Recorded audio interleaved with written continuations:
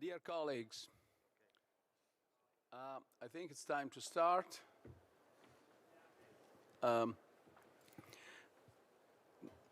Okay. Dear colleagues, the fight against climate change is the defining challenge of our times. Either we act now, face the costs of the transition, and succeed in moving our economy onto a more sustainable path, or we delay acting, pay a much higher price later, and risk failing. The latest United Nations Intergovernmental Panel on Climate Change report shows that we must carry out immediate, rapid, and sizable cuts to emissions to avoid disastrous consequences. So some of us are asking why we moved our goalpost from 2 degrees to 1.5 degrees. Why? Because science says so.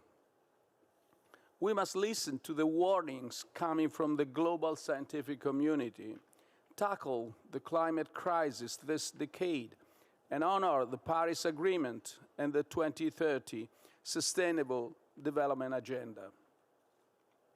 The shift to clean energy is key to achieving the necessary reductions in greenhouse gas emissions, and we can no longer postpone it. This transition requires a significant effort, and governments must be ready to support their citizens and businesses through it.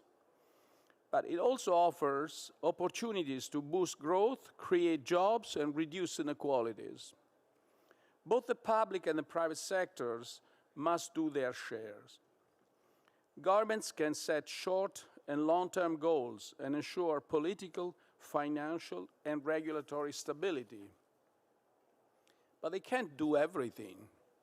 Private companies accelerate the uptake of clean technology, foster innovation, and promote large-scale production. Public financing helps to attract green finance and reduce risks for private sector investments. Public-private partnerships bring the two together.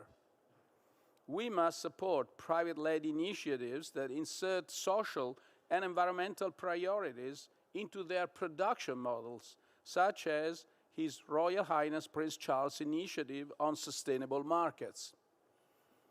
Italy's G20 presidency wants to boost economic growth and make it more sustainable. We owe it to our citizens, our planet, and to future generations.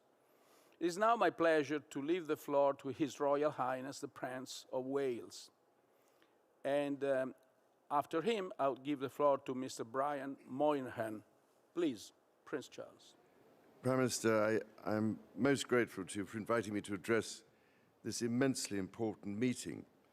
I know you have many pressing issues of the day, but none is more pressing than the future health of our planet and of the people who inhabit it. The planet's health today will dictate the health, happiness, and the economic prosperity of generations to come. Hence, our overwhelming responsibility to generations yet unborn. Now, after, I suppose, very nearly 50 years of trying to raise awareness of the growing climate and environmental crisis, I'm at last sensing a change in attitudes and the build-up of positive momentum. As you know, listening is often more important than speaking, and I have listened closely to leaders of many countries, particularly Commonwealth nations, whose communities are some of the most climate vulnerable on this earth. It is also impossible not to hear the despairing voices of young people who see you, ladies and gentlemen, as the stewards of the planet, holding the viability of their future in your hands. And I've listened to those leaders of the private sector who are now more and more anxious to invest in the projects and new technologies that could establish a more rapid transition to sustainability. Some 300 of the world's top CEOs from every sector of the economy, including financial services, and representing well over $60 trillion of assets under management, joined my Sustainable Markets Initiative and demonstrated how acutely sensitive they are to the way both consumers, who control more than 60% of global GDP, and shareholders, who are now demanding changes in the way businesses behave, which is why they want to make a big difference with the kind of investment only they can provide. Following the recent COP15 biodiversity meeting in China, and with this week's COP26 climate change conference in the United Kingdom, it is only too clear that we will need trillions of dollars of investment every year to create the necessary new infrastructure and meet the vital 1.5 degrees climate target that will save our forests and farms, our oceans and our wildlife.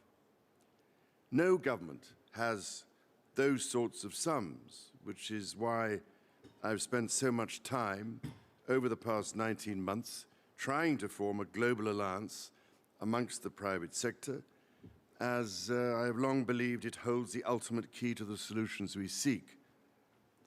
That is why, Prime Minister, I am so grateful to you for recognizing this central truth and for bringing them in, giving them a seat at this most important table so that climate change can be tackled in partnership. It is why I also wish President Widodo every possible success when you pass the baton to him in a month's time.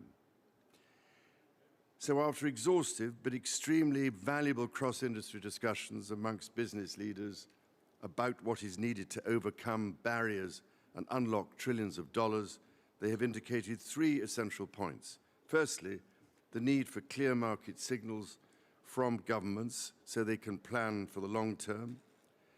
And this would boost confidence in existing projects and attract the necessary institutional investment for new ones. As it stands, they tell me there are too few investable projects in the pipeline because there is too little confidence in the system.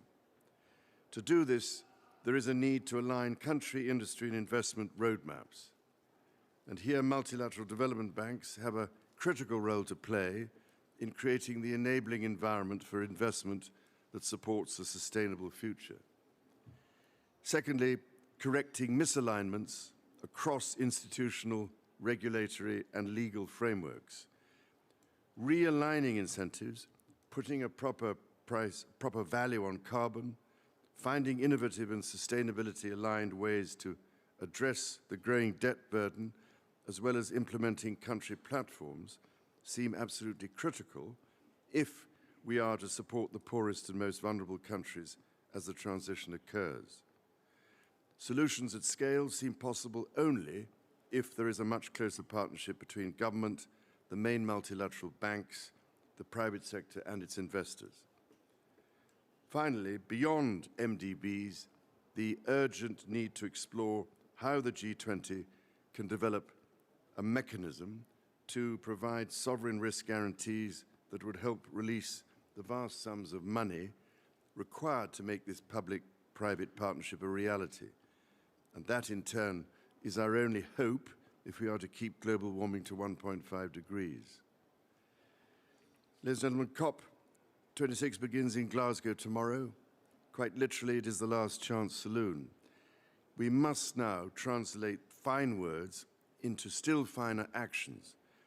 And as the enormity of the climate challenge dominates people's conversations, from newsrooms to living rooms, and as the future of humanity and nature herself are at stake, it is surely time to set aside our differences and grasp this unique opportunity to launch a substantial green recovery by putting the global economy on a confident, sustainable trajectory and thus save our planet. And from what they tell me, the private sector is already there, eager to work with you and ready to play a hugely significant and game-changing role. This is why I'm so grateful to have this chance to talk to you here today and to shine a light not just on how far we've come, but also on how far we still need to go. Thank you, Prime Minister. Thank you. Thank you, Royal Highness. And now I give the floor to Brian Moynihan. Brian, the floor is yours.